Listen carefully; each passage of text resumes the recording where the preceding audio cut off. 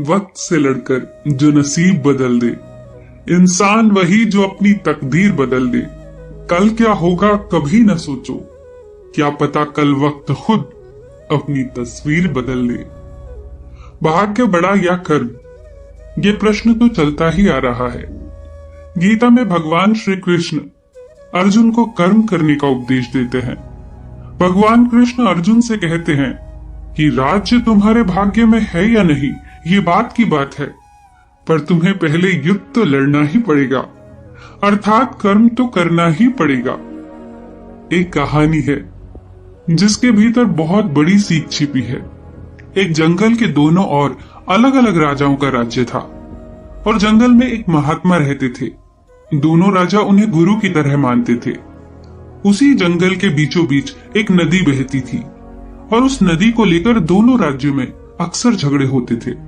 एक बार तो बात बिगड़ते बिगड़ते युद्ध तक आ पहुंची। कोई भी राजा सुलह को तैयार नहीं था, युद्ध तो निश्चित ही था। दोनों राजाओं ने महात्मा के पास जाकर आशीर्वाद लेने का निश्चय किया। पहला राजा जब आशीर्वाद लेने पहुंचा तो महात्मा ने उसे कहा, तुम्हारे भाग्य में जीत नहीं दिखती, आगे ईश्वर की मर्जी। ये सुनकर राजा पहले तो थोड़ा विचलित हुआ, लेकिन फिर उसने सोचा कि यदि हारना ही है तो पूरी ताकत से लड़ेंगे, पर हार नहीं मानेंगे, और हार भी गए तो हार को दूसरों के लिए उदाहरण बना देंगे। दूसरा राजा भी आशीर्वाद लेने महात्मा के पास गया। महात्मा ने कहा, भाग्य तो तेरे पक्ष में ही लगता है। राजा तो यह सुनकर खुशी से भर गया। वापस लौटा तो इतना निश्चिंत जैसे कि उसने युद्ध जीत ही लिया हो। युद्ध का दिन आया, दोनों तरफ से बिगुल बजा। एक तरफ की सेना ये सोचकर लड़ रही थी कि चाहे किस्मत में हार हो, पर हम हार नहीं मानेंगे, और दूसरी तरफ की सेना ये सोचकर लड़ रही थी कि जीतना तो हम ही है, तो घबराना कैसा। लड़ते लड़ते राजा के घोड़े के पैर की नाल भी निकल गई और घोड़ा लड़खड़ाने लगा, पर राजा ने ध्यान ही नहीं दिया और ये सोचा कि जब जीत भाग्य में है ही तो फिर किस बात की चिंता। पर कुछ ही देर बाद घोड़ा लड़खड़ा कर गिर गया और राजा दुश्मन के हाथ पड़ गया और उसकी हार हो गई। युद्ध के निर्णय के बाद महात्मा भी वहां आ गए।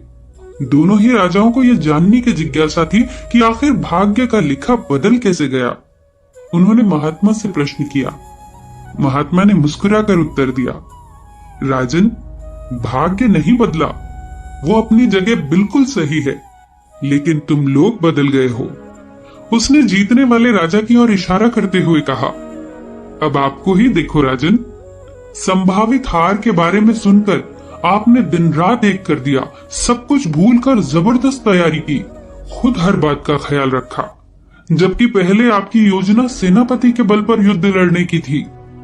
और आप राजन, महात्मा ने बंदी राजा को कहा, आपने तो युद्ध से पहले ही जीत का जश्न मनाना आरंभ कर दिया था।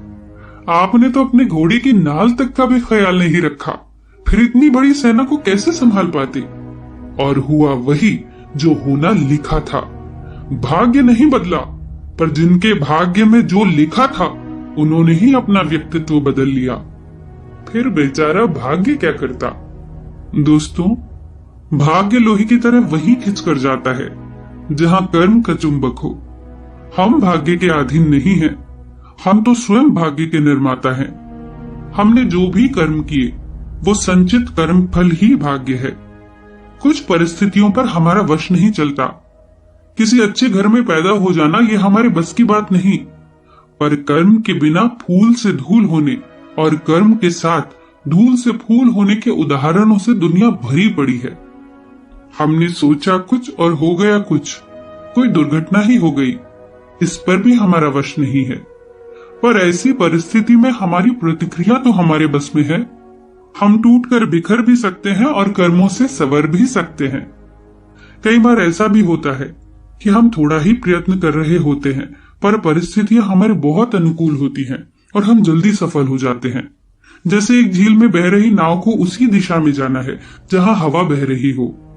हम कहेंगे कि भाग्य अनुकूल है, सही बात है, पर जो नाव हवा की विपरीत दिशा में जा रही है उसका नाविक सही जगह पर पाल बांधकर हवा को अपने पक्ष में कर सकता है। ये है कर्म से भाग्य को अपनी ओर खींचना।